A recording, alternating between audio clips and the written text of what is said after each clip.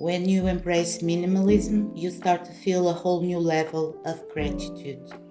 You start being thankful for all your stuff, every and each one of your things for what they serve you. With fewer possessions in your life, you have time to appreciate and cherish other parts of your life behind stuff. You start cherishing more the quality of your relationships, being grateful for each moment you spend with your family, with your friends. Cherish and be grateful for all the people that are in your life, for your pet, even for the people that are not well known to you, like the coffee shop employee that greets you each morning with a smile, like your clients that thank you for helping them, like your subscribers on YouTube that you never met but are always kind to you.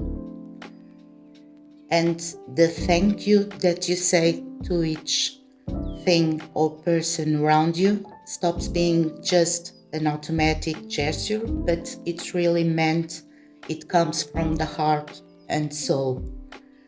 Even when you declutter either stuff or people from your life, you can be thankful for the time you spent with it, she, he, and for what it served you or learned with him or her.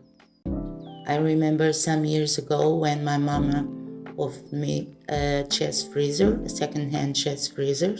So I was able to cook only once or twice a month and freeze a lot of meals in individual containers.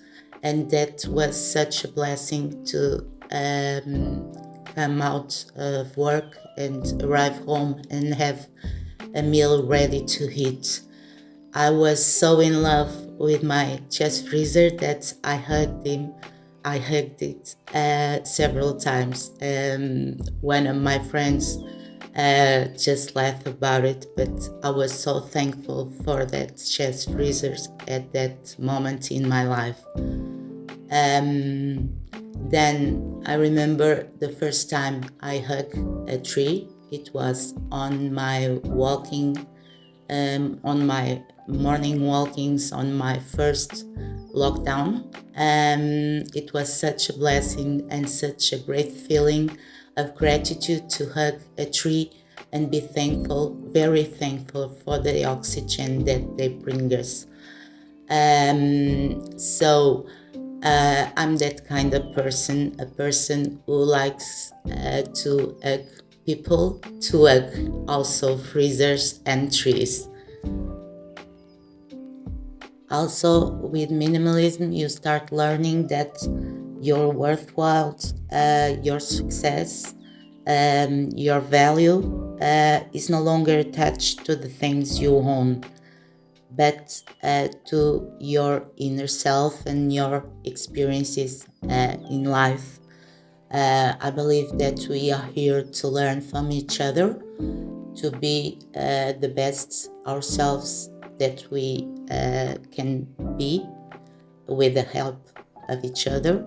And so your value, your success is not measured anymore with the stuff that you own. We don't need to have much stuff to have an increased value and be worthwhile in this world.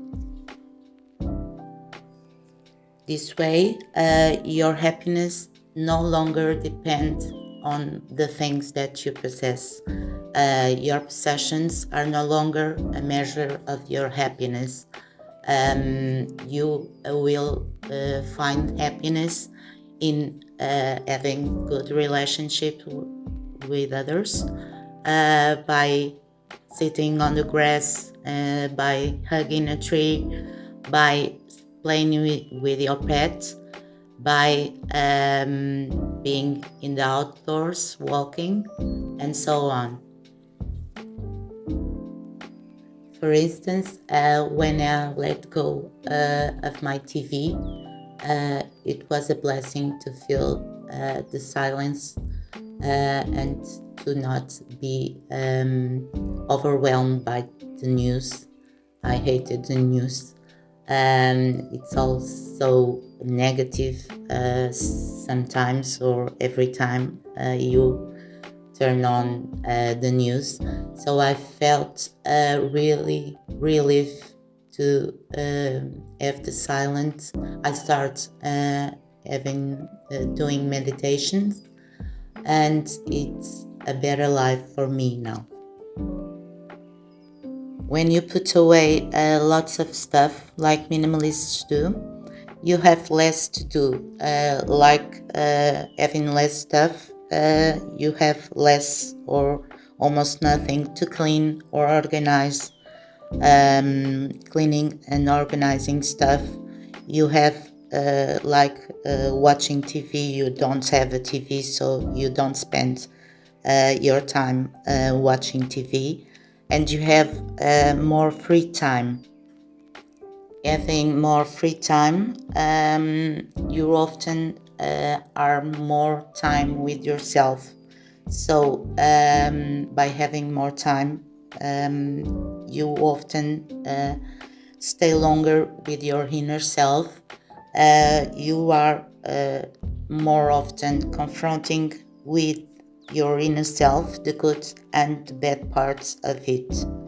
You have then the chance to increase your self-knowledge, to learn more about yourself, and to learn more about the others that surround you. Of course, you have to deal with a less positive of your inner self, with your inner demons. That will, in a long term, give you a whole new level of growth